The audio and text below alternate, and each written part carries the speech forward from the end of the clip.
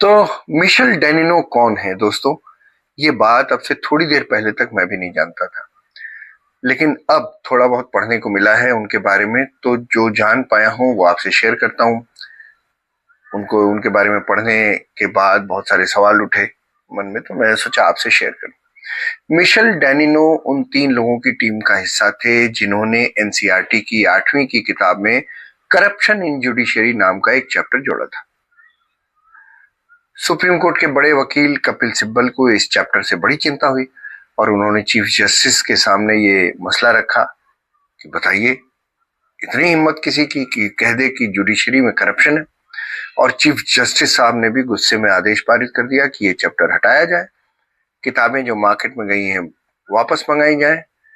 NCERT के social sciences curriculum के chairperson professor Michel डेनिनो को पाठ्यक्रम से अलग करें, यानी वही मिशेल डेनिनो जिनके बारे में मैंने शुरू में कहा था, वो पाठ्यक्रम तय करने वाली टीम के अध्यक्ष थे, चेयरपर्सन थे। तो कोर्ट ने कहा कि इनको पाठ्यक्रम से अलग कर दीजिए, मतलब ये पाठ्यक्रम में क्या पढ़ाया जाए ये न बताएं। साथ ही उनके 2 अन्य सहयोगी सदस्यों सुपर्णा दिवाकर और आलोक प्रसन्न कुमार को भी किसी भी तरह से पाठ्यक्रम तैयार करने की प्रक्रिया में शामिल ना किया जाए।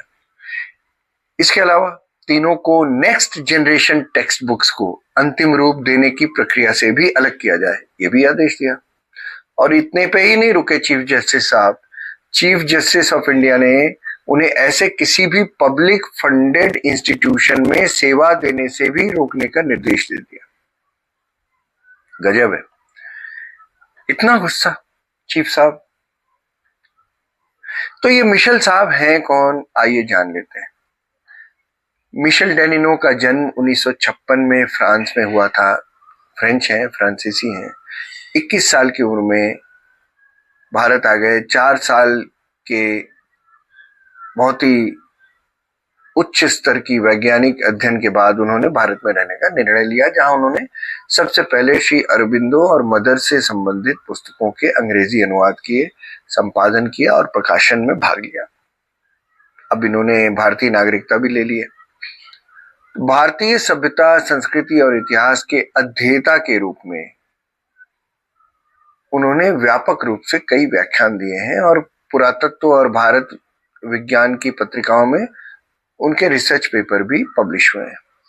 1996 में उन्होंने भारतीय संदर्भ में आर्य समस्या का एक संक्षिप्त अध्ययन the invasion that never was लिखा। आप जानते हैं कि बहुत सारे लोग, अंग्रेजों ने ये बात शुरू की थी, मैक्स मूलर ने, कि आर्यन भारत का हिस्सा नहीं थे, आर्यन बाहर से आए थे, मध्य एशिया से आए थे। और उन्होंने आके भारत में रहने वाले द्रविड़ों को, जो हड़प्पा सभ्यता में थे, उनको यहां से मार के भगाया और यहाँ पे आके कब्जा कर लिया। ये थ्योरी सर्वमान्य नहीं है, लेकिन बहुत से लोग इसका लॉजिक देते हैं और बहुत सी वजहों से देते हैं। उसमें कुछ मुस्लिम स्कॉलर्स भी हैं जो ये बताते हैं कि हम ही बाहर से थोड़ी आए थे, आप भी तो बाहर से आए थे। मतलब आप, यानी हम लोग हिंदुओं को, वो कहते हैं आप लोग आर्यन हैं, आपने यहाँ के मूल निवासियों को, द्रविड़ों को मार के भगा दिया और आप खुद यहाँ रहने लगे। तो वो एक बढ़िया काट सोचते हैं कि कहते हैं कि हम ही थोड़ी, मुस्लिम ही थोड़ी बाहर से आए, आप भी तो बाहर से आए। जबकि असल में देखा जाए तो सारे मुस्लिम तो कन्वर्टेड हैं। कोई मध्य एशिया का या कोई अरब से आकर तो हुआ नहीं। तो इन्होंने जो, मिशेल साहब ने जो एक किताब लिखी, इन्वेजन दैट नेवर वॉज। लोग कहते हैं ना कि आर्यंस ने हमला किया और हड़प्पा सभ्यता को नष्ट कर दिया, द्रविड़ों को मार दिया और खुद कब्जा कर लिया।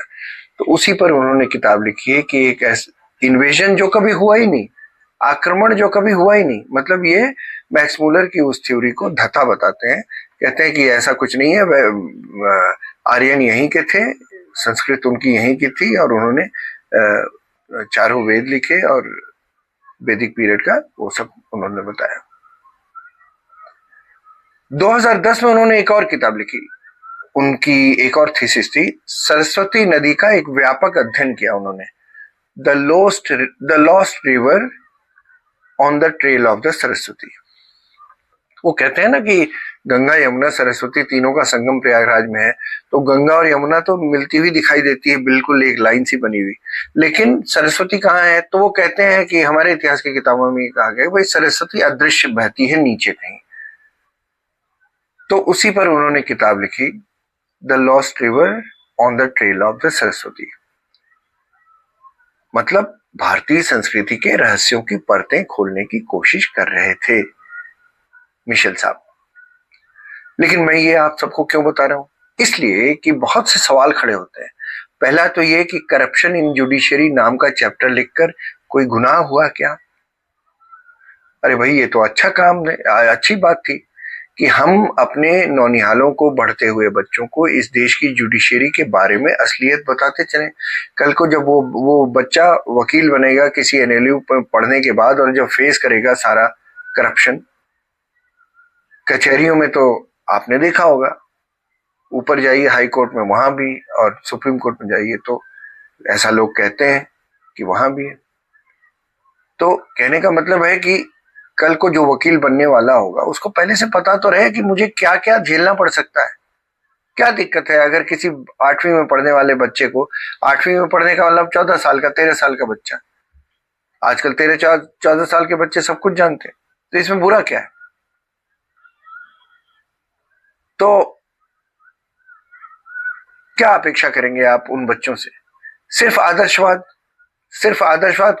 उन्हें हकीकत का भी दर्शन क्यों ना कराया जाए? हकीकत दिखाओ भाई। तुम जब सुप्रीम कोर्ट में या हाई कोर्ट में या कचहरी में वकालत करने जाओगे तो तुम्हें क्या क्या चीजों से तुम्हें साबका पड़ेगा तुम्हारा। अब अपने आदेश में सुप्रीम कोर्ट ने कहा है कि इन 3 लोगों को कोई काम न मिले जिन्होंने ये लिखा है। अब इससे नुकसान किसका होगा? 3 स्पेशलिस्ट लोगों के योगदान से आप ही का नुकसान है।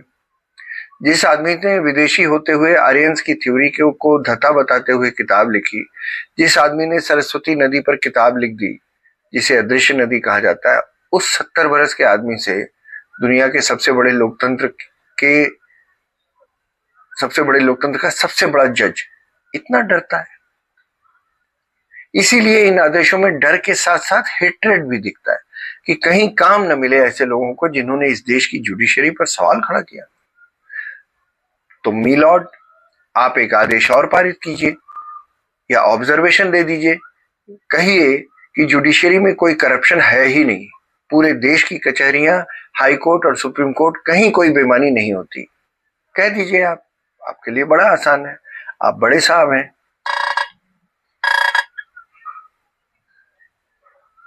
सुप्रीम जज साहब ये ऑब्जर्वेशन तो दे ही सकते हैं। प्रतीक्षा में हूं, किसी दिन सुनाई पड़ेगा ये।